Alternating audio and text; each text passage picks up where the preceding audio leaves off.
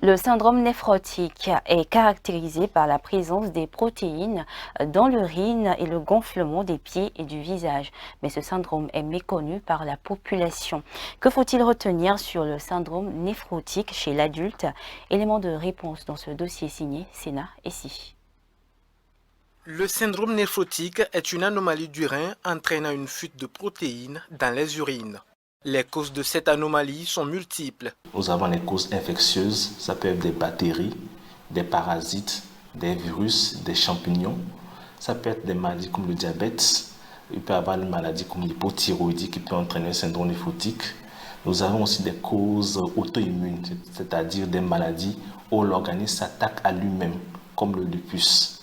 Nous avons des médicaments qui peuvent aussi entraîner un syndrome néphrotique, comme les anti-inflammatoires non stéroïdiens et d'autres médicaments utilisés pour traiter le cancer.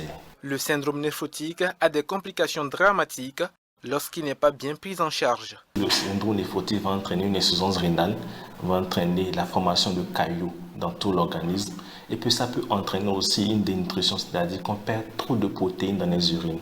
Mais au fur et à mesure que le rein sera détruit par ces protéines, on va aboutir à une insuffisance rénale terminale et la dialyse. Comme toute autre maladie, le syndrome néphrotique peut être traité tout en respectant certaines mesures hygiéno-diététiques.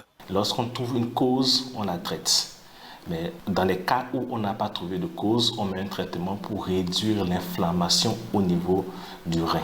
Au cours de ce traitement, on conseille de réduire la consommation de sel, d'éviter tous les cubes d'assaisonnement dans l'alimentation et de boire en quantité suffisante par rapport à la façon dont on urine. Pour éviter le syndrome néphrotique, il faut bien traiter les infections et certaines maladies, comme le diabète.